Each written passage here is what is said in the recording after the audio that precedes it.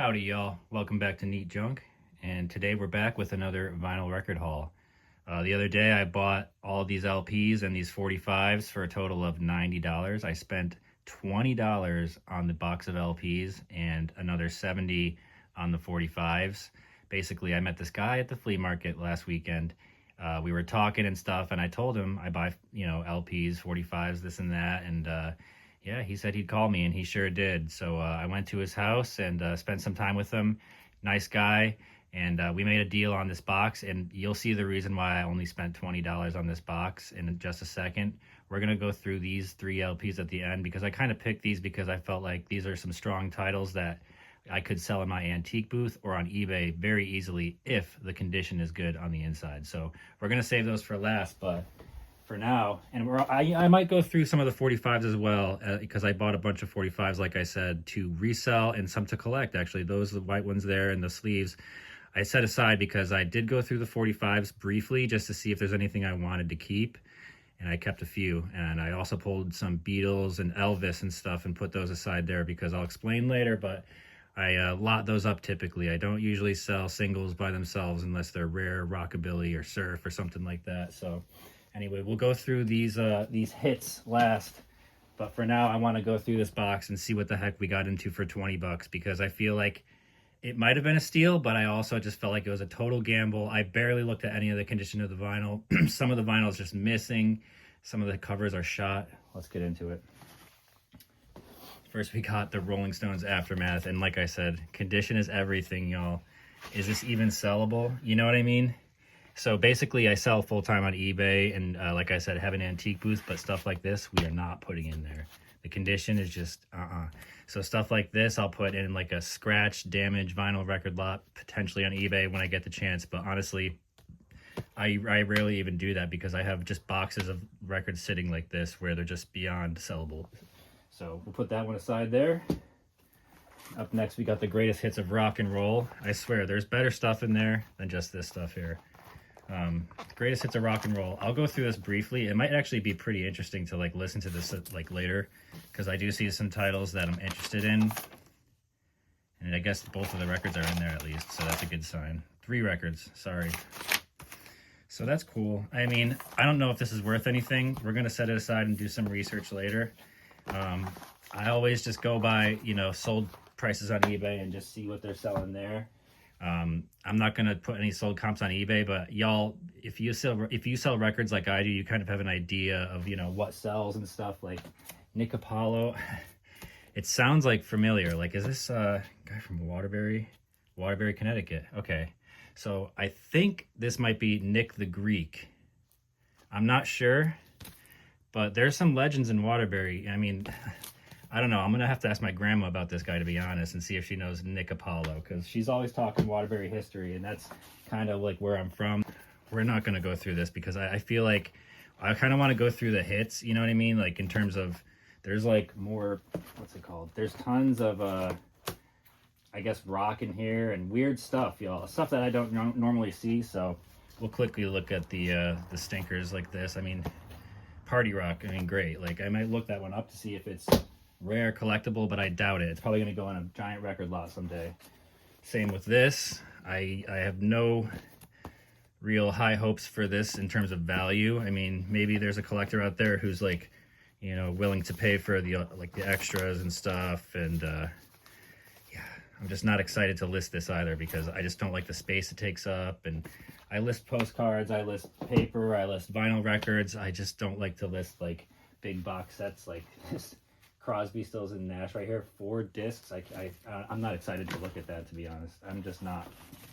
Even though Crosby, Stills, and Nash is pretty classic, I mean, you can't go wrong, but this is fun. I like how it's in the shrink. I like the age of when this was like coming out. You got the Mamas and the Papas and stuff. Let's see the condition of this one. And we're kind of screwed on this one too, because it's like with stuff like that, it's not the worst scratch ever. You probably can't even feel it, but it's just like unlistable. You know what I mean? Like I wouldn't be proud of putting this in my eBay store potentially, unless I always do my due diligence though, and just kind of like research everything just to make sure, because you never know. You never know. Age of Aquarius, a classic LP here. but what's the condition on the inside? I'm seeing scuffs.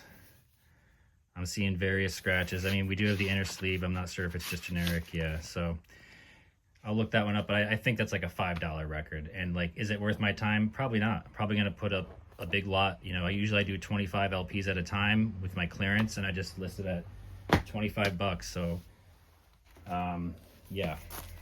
What is this here? Kingston Town from Melvin. It kind of looks like something I'd like to listen to. Let's see what the condition is like here, because I do appreciate some reggae, and I mean, yeah, it looks pretty good. I mean, I'm not sure if this is the original sleeve. Let's hope it is, because then it might be actually sellable. It might be our first sellable record of the lot here, kind of. The Year of the Tiger. Not sure what this is. 1968 though. I mean, that, like, once again ages the lot, if you know what I mean. Basically, okay, so to get into like how I bought this lot, like I was saying, this guy was selling trains at the flea market, and he had a lot of stuff, and it was good prices. I just don't sell trains. I don't sell Lionel and stuff like that. So I'm thinking maybe he has more stuff, and he told me that he recently got a storage unit full of records and whatnot because he really wanted the trains inside. This is sealed, by the way, so that is definitely listable. Not sure how much it's worth, but it's cool that it's sealed. And if it's worth 20 bucks, like, I mean, we might be in the money right here. I mean, I don't know, y'all. You let me know in the comments how I'm doing so far. Now we're getting to the good stuff, though, if you ask me. So anyway, like I was saying, the guy was real nice, actually, and he showed me his train collection, which, y'all, I'll play a clip for that right now and get back to you in a second, but you'll see. I have no words for this place, so let's roll the clip. Get a quick little video, just because I've never seen anything like it.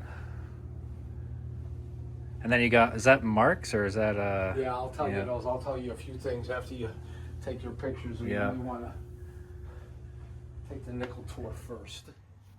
All right, we're back. I hope you enjoyed that little just mini tour of his place. He had toys, he had freaking trains, all the Marks stuff. If you know like collectibles and stuff like that, Marks is a good name to look for. Lionel's obviously a good name too, and he was a big Lionel freak. He taught me all types of things in that little dungeon down there. No, but it was fun because I just didn't expect it going in. I was like, he called me to his home to look at these records and just see if I wanted to buy them, basically, because yeah, I mean, at the flea market, he seemed like a nice guy, and he was an older gentleman, and him and his wife were just hanging out, and he brought me downstairs and showed me a big old pile of records, and I basically couldn't say no. I was like, I'm gonna have enough fun for $70 for the what's it called, 45s. Look at this condition. I don't even know why I'm looking at this. Like, it's not gonna be worth anything. Crosby, Stills and Nash, y'all. Looks like it's falling out of there. Deja vu. And anyway, this guy was real nice, showing me around his place and stuff, and he showed me this box, and I'm thinking, oh boy. I'm looking at the condition of most of it, and I'm like, will I insult you if I offer 20 bucks? And he said, no, that's basically take them away, because he even said, like, for example, this White Album here. Come on.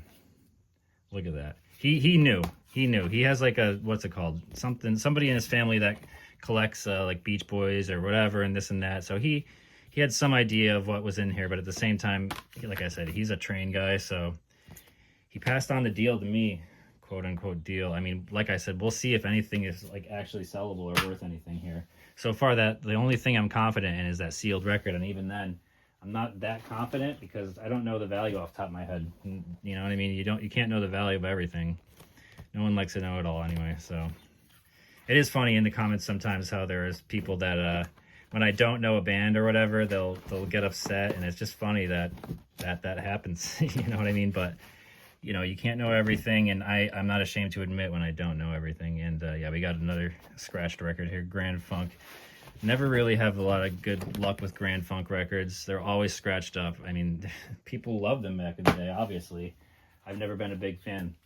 Big fan of Nilsson, however. I mean, not the biggest fan, but you know what I mean? Enough to the point where it's like, I would probably enjoy listening to whatever's on here. I'm not even familiar with this record. That goes to show how, you know, fake fan of, like, kind of fake fan I am. But Look at what's inside here.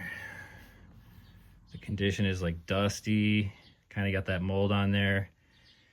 It could be something, but we've got scratches, and like I said, I don't like listing stuff with scratches and stuff like this going on, and you know what I mean? So that might be a stinker there, but I do love Nilsson, so it's kind of just hard to say that. Hard to find this record in good condition as well, unless you have a collector that just took care of their records. But obviously this collector was probably just a teenager or something at the time, whatever, just tossing his records around, you know what I mean? His or her. Their records. That's the proper way to say it, right?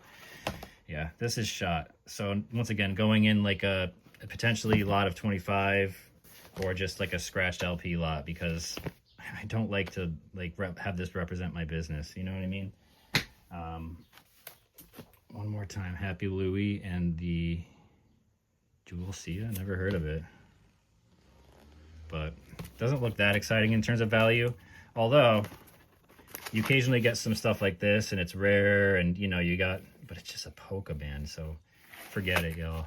I have no confidence. I lost all the confidence in this one. It might be fun to somebody though, right? I mean, hey, there's still collectors out there for everything. What do we have here? We have a mess right here. Roman Spectacular, ugh. Beatles, A Hard Day's Night, no jacket, completely scratched.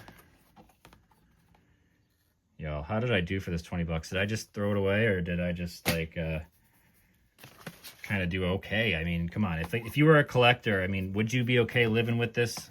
Or are you thinking, I can't sleep at night? Like Rolling Stones, just completely shot. Completely shot. It's sad. It's sad. You know what I mean? There's an end of life for each kind of item, and you know this one might be there. I'm not throwing any of these away. I can't just throw these away though. You know what I mean? There's a collector for everything, including scratched sleeveless records. Midnight Cowboy, a good movie that I haven't seen in probably a decade, but I would love to rewatch that soon. Doesn't look like it's a very sellable record though, in my opinion. I know it's not the most what's it called, you know, expensive record by any means, and now with that scratch and stuff, it's definitely going to be down there in value. Lynn Anderson, the Christmas album. Anybody familiar with Lynn? I'm not really, so you know, okay condition in terms of the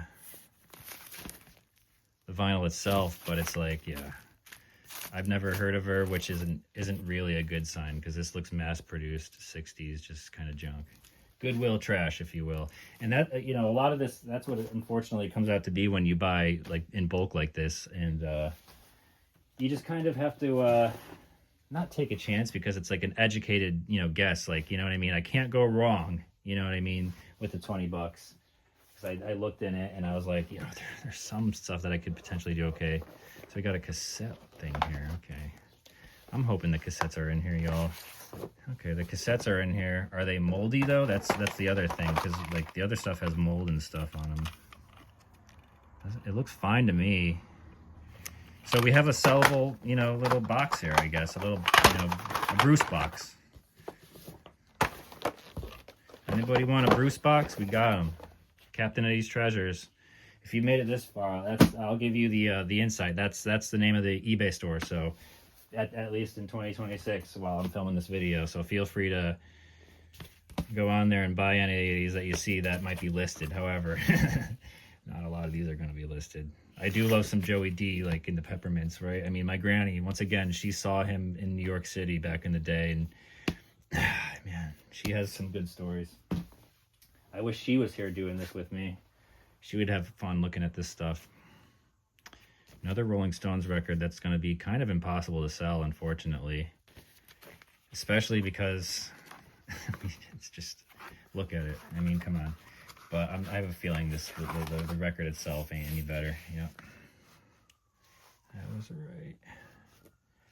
You get the right angle with the lighting, you really see that just shot. But we're moving on. We're moving on. The Fat Boys are back. This is a good one, right? As long as the condition's okay, once again. I kind of want to listen to this later. It's been a while since I've listened to some Fat Boys, but they are funny to listen to, in my opinion. But not gonna do that to my record player. I'm not gonna subject it to such a trial and tribulation. That doesn't seem like a good idea. Nope. So that's once again going in the pile of like, I'd just throw that on like a lot of 25 eclectic mix. You know, I don't say the word clearance in the title because it kind of devalues it, but I do point out all the condition flaws as much as I can. I show them as many records as I can, just with you know, the flaws and stuff. Like I do zoom ins and like I basically show just like this on eBay, just to show them this is what you're getting. You know what I mean? Unfortunately, it's like, it's a Rolling Stones record, so it's sad, but we're moving on. We're moving on. There's so many good deals out there, y'all. CD set, didn't expect that. I mean, I guess I kind of did because it was kind of like lighter than all the stuff we've been seeing, so is it even in here? It doesn't feel like it. Okay, but it is. It's in here. Good sign. And it's not totally messed up. A little dust, but hopefully this is worth something right here. This little box set. CSN. They're a good band. Don't get me wrong. But I've just, when it comes to like harmonies and stuff, when I'm looking to listen to that kind of music, I'm going Beach Boys. I'm going Beach Boys. I hate to say it. I love to say it. But I hate to say it to fans of CSN because it's like, I don't want to offend y'all. You know what I mean? No offense. Scratched up Kennedy record. I'm not going to sell this for anything. That's worthless. My confidence is dwelling as I pick up this. What once was a Who record, right? Or is this Rolling Stones? I don't know, y'all. It doesn't matter anymore because this one's going in the trash. Straight up just garbage. You know what? I'm sorry. It's like, what can you do with this? It's moldy, but I appreciate the deal. I do, because this is fun. CSN, four-way street. The condition just feels wonky again, but what is this? Some lyric stuff here. We're gonna open up at least one of these records and see what's going on in here. We got the inner sleeve. This is gonna be rough because I guarantee you it's probably worth $10, like as is, maybe with the scratches. And it's like in the ring wear, and it's like, no, this is going in a lot once again. So another fail there.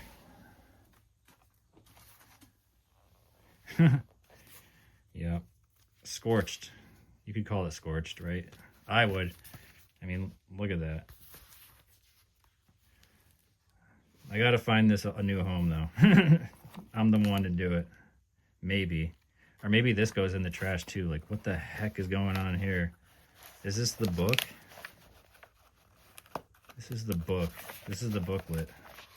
It's just one giant... Okay, yeah. This might have to be garbaged. Sure, I could save the record, you know, and just let somebody, like, craft it out or whatever, but it's sad. The end of its life, basically. Caught on camera. Rolling Stones 12 by 5. Oh, that is, like, it's not, like, exactly gross. I feel like whatever happened to this record happened in 1980. And it's just been chilling like that since. Totally scratched up. Frank Sinatra. I mean, I might as well, you know, throw something like that in the trash, but it's like, you know, what do you do with an item like this? Honestly, y'all, you let me know. What would you do if you had a sleeveless, scratched up Frank Sinatra record in your hands that you bought? My dog in the background freaking out. Sleeveless, or whatever. Recordless there, unfortunately, I should say. Oof, that's gross. That mold down there. Some of this stuff is going to have to go straight in the garbage.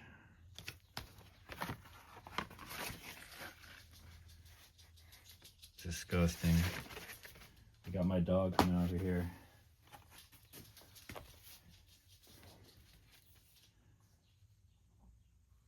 Moody Blues. All right, my dog has to go to the bathroom. We're gonna let Beans out right after we check out this Moody Blues. Yep, we'll be right back. All right, y'all, we're back. So we're on the last 3 records here. What do we got? What do we got for condition? You know, my final hope here. I don't like the edge wear there, but drum roll, please. And let's see what like release it is too. And Rainbow label. Pretty dang scratched. Scratches on, you know, the first song of side 2. It's just not good condition. Oh boy, you know what I mean? It's like, what did I get myself into here? At the same time though, it's like, I'm happy to do it. You wonder, did he like go through these all and kind of just take out all the good ones and sell them all on eBay himself? You know, that's kind of what goes through your head when you're going through this lot right now, because you can't even really sell this in the booth. I wouldn't put it in there. And you can't sell, I mean, you could sell it on eBay, but it's like, you know, good luck getting $5. We're gonna go through this Police LP as well. See what we got. We got what appears to be the inner sleeve at least, and a scratched up Police LP. So basically, could be a bust on the records, y'all. Could be a bust on the records. For $20, it's like, I don't think I did that great.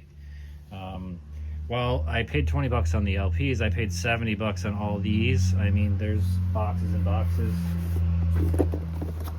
And condition is everything on these as well, but I'm gonna go through these and see which ones are worth listing.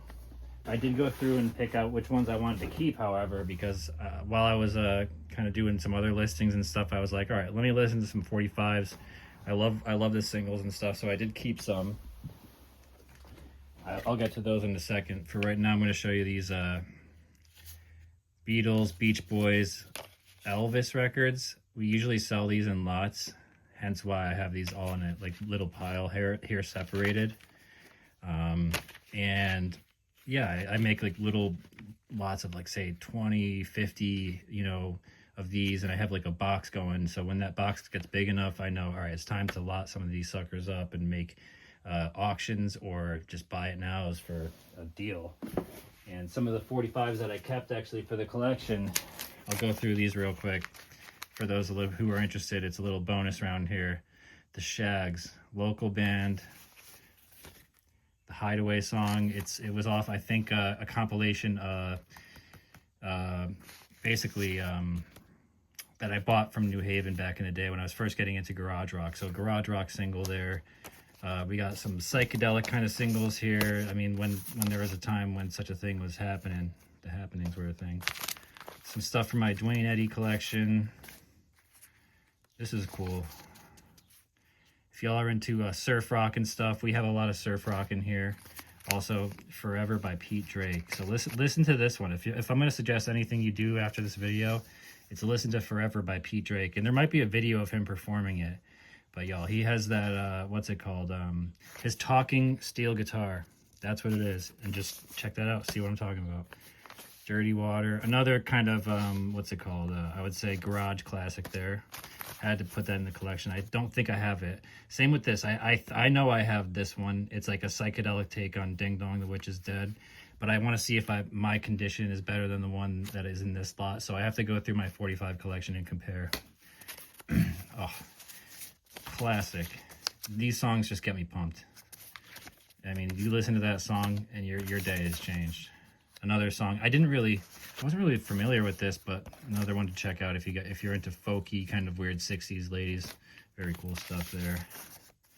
I believe this is like another kind of like instrumental rocker kind of. I'm pretty sure. I liked it enough to keep it. Adriano Celentano, Italian great singer. Get into the Adriano. Another Happenings. I'll go through everything, but I'll let you know if I see anything that pops out. Yeah, it's a March Liar. I might have a copy of this already, but had another garage classic that I just had to add to the collection there. Also have a lot of Ventures records. Don't know if I have this one yet. Gonna have to find out soon, but just in case, I threw it aside. The Shaggy Boys. Never even knew who this was until I listened to this 45 or a couple of these 45s the other day, and I'm keeping the two Shaggy Boys 45s I found. The Seeds. If you're a garage fan or whatever, you know, psychedelic 60s, like, oh my gosh, must have. Once again, the Shaggy Boys. I'm not going to go out recommending the Shaggy Boys to you unless you're a Shaggy Boy yourself, potentially, allegedly. Oh, Johnny and the Hurricanes. Big into them right now. Just classic organ-driven kind of rock and roll. It's just good stuff, y'all. I have some of them in my collection already, but I don't think I have that one yet, so we're going to find out soon.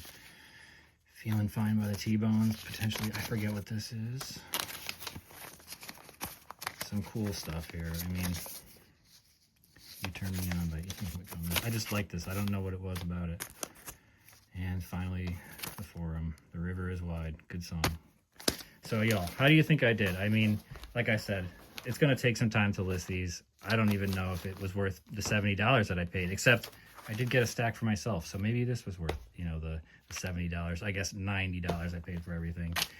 Do you think I just wasted all that money and time and effort, you know, going to this guy's house and buying all this stuff, making that connection, and or do you think that he's a genuine fella and sold me a genuine lot? What do you think in the comments, guys? Let me know. I do plenty of other videos of unboxings and like vinyl hauls and stuff. Some of them are a lot more successful than this one. I mean, this just kind of shows you the reality of, you know, being a picker. You know, you go out, you make connections, and you hope that they work out. I mean, and when they don't work out, it's fine. I love to say no just as much as I love to say yes. And I would have said no to this lot if the guy wasn't so nice and he didn't just say yes to my lowball offer of $20, which even then, it's like looking back now, would I have paid $20? I don't know. I don't know, y'all. Would you pay $20 for the LPs? You let me know. The ones that are right here on the ground, all these. Would you pay $20 for those? And especially these dang 45s, right? Like, who even buys 45s, right? No, but there's a collector for everything, like I said. And y'all, thanks so much for watching. And if you got this far in the video, definitely like give it a like and subscribe, because I do make tons of videos like this. And yeah, y'all, it's been a fun one. It's been a fun one going through all these records and such with y'all. So yeah, peace out, y'all. Neat Junk.